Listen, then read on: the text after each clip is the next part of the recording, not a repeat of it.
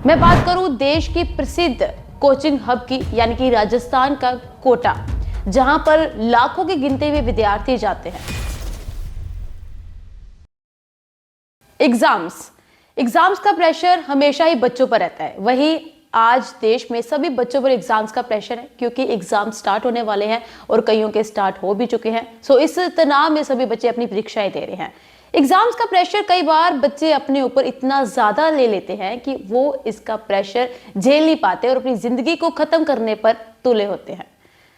मैं बात करूं देश की प्रसिद्ध कोचिंग हब की, यानी कि राजस्थान का कोटा, जहां पर लाखों की गिनती में विद्यार्थी जाते हैं। आपको यह भी बता दूं कि जुलाई से लेकर जनवरी तक 2 लाख तक विद्यार्थी यहां पर एडमिशन करवाते हैं। जेईई और यूजी की तैयारी करने के लिए आते हैं।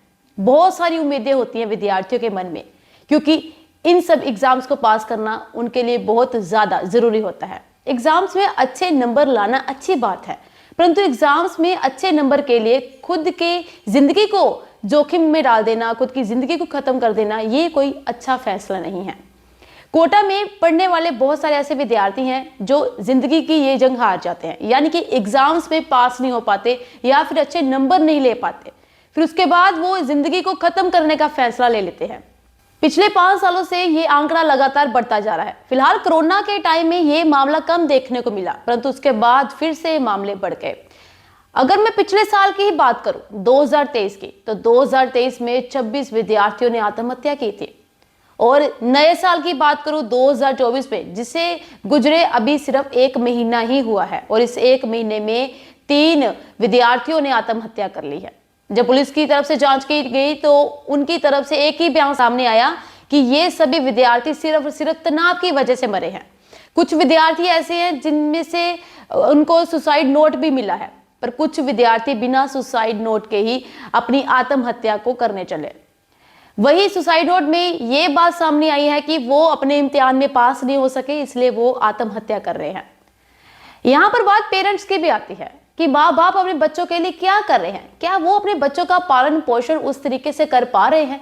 क्या वो बच्चे को वो माहौल दे पा रहे हैं जिसमें बच्चा उनका पॉजिटिव रह सके और अपने एग्जाम्स को अच्छी तरीके से कर सके? नहीं, कई बार घर का माहौल ऐसा होता है कि बच्चे वहां रहकर भी अपनी तैयारी अच्छे से नहीं कर पाते। और दूसरी बात यह है कि माँ बाप के खुद के सपने भी बच्चों के सपने के साथ जुड़ जाते हैं, यानी कि माँ बाप अपने सपने बच्चों के ऊपर थोप देते हैं। इस प्रेशर में बच्चे बहुत ज्यादा मेहनत तो करते हैं, पर कई बार सफल नहीं हो पाते, और इसी डर की वजह से कि उनके नंबर कम आए हैं और उनके माँ बाप क्या बोलेंगे, बच्चे सुसाइड करने की सोच लेते हैं।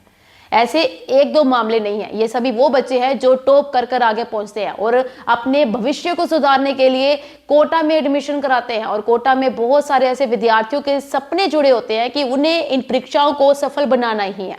एक वजह यह भी है कि कंपटीशन लेवल आज बहुत बढ़ चुका है। बच्चे कॉम्पिटिशन कर रहे हैं कि साथ वाले के नंबर अगर उससे ज्यादा है तो उसके कम क्यों आए हैं, ये भी एक बहुत बड़ी वजह है। फिलहाल इस मामले में पेरेंट्स को, टीचर्स को, बच्चे को समझना चाहिए कि क्या ये सब जो हो रहा है सही है। क्या जिंदगी में नंबर अच्छे लाना ही एक मकसद है? वही फरवरी की बात करूं तो फरवरी में भी 2 फरवरी को बीटेक के एक छात्रा ने कोटा में सुसाइड की है। वो बीटेक का छात्र था, यूपी में रहने वाला था, और उसने कोटा में सुसाइड की है क्योंकि वो तनावग्रस्त हो चुका था। उसकी वजह एग्जाम्स में पास होना मेन मकसद बन चुका है आजकल के बच्चों में, कि इसमें अच्छे से अच्छे नंबर लेके उन्हें आगे बढ़ना है। लेकिन वो ये नहीं सोचते कि एक हार के बाद दूसरी उनको जीत मिल सकती है। एक हार में वो पूरे तरीके से हार जाते हैं और अपनी जिंदगी को सिर्फ अच्छे नंबर की वजह से खत्म कर देते हैं। हमारे देश के प्रधानमंत्री भी इस बात से सहमत हैं, और इसी बात के चलते उनकी ओर से 29 जनवरी को दिल्ली में एक कार्यक्रम करवाया गया जिसका नाम था परीक्षा पे चर्चा। इस कार्यक्रम में उन्होंने बच्चों के साथ, पेरेंट्स के साथ और टीचर्स के साथ एक वार्तालाप की। उन्होंने जाना कि बच्चों को आखिर क्या समस्या है, और बच्चों को शिक्षा का और परीक्षा में पास होने का एक मूल मंत्र दिया कि कैसे वो अपने आप को तनाव मुक्त रखें। इस पर उन्होंने बहुत सारे मंत्र बच्चों को दिए हैं ताकि बच्चे अपने ऊपर एग्जाम्स का प्रेशर ना ले सके।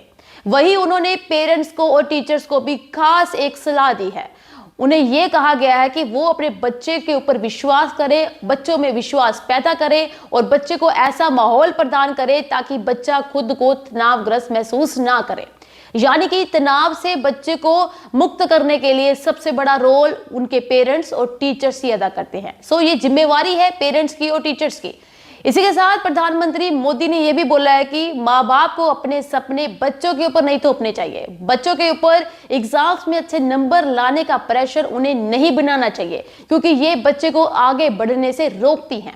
बच्चे प्रेशर में बहुत ज्यादा घबरा जाते हैं और इस तनाव में वो कई बार अच्छे तरीके से तैयारी भी नहीं कर पाते। वही पीएम ने बच्चों को एक सलाह ये भी दी है कि वो अपनी परीक्षा की तैयारी लिख लिख के करें और हमेशा ही मोबाइल फोन पर ज्यादा वक्त ना आते, क्योंकि ज्यादातर मोबाइल फोन यूज करने पे, रील्स देखने पर भी वो तनाव में आ सकते हैं, उनके शरीर की एनर्जी खत्म हो सकती है।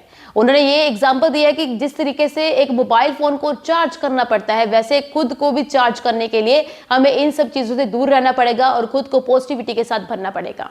वहीं जब ये सुसाइड के मामले लगातार बढ़ने पर यह मामला कोर्ट तक पहुंचा तो कोर्ट ने भी यही कहा कि जिंदगी है, यहाँ पर अच्छे नंबर तो लाना जरूरी है, पर ये नंबर जिंदगी नहीं है। सो बच्चों को ये बात समझनी चाहिए कि उन्हें जिंदगी किस तरीके से जीनी है और किस तरीके से आगे बढ़ना है, ना कि एग्जाम्स में मार्क्स कम ज्यादा होने की वजह से खुद को ऐसे हालात में खड़ा कर देना जहां से वो निकल भी ना पाए। तो ऐसे बहुत जरूरी है कि पेरेंट्स और टीचर्स को यह समझना चाहिए कि बच्चों को तनाव मुक्त ज्यादा से ज्यादा रखा जाए ताकि वो एग्जाम्स में अच्छे नंबर ले सके और इजीली वो पास हो सके।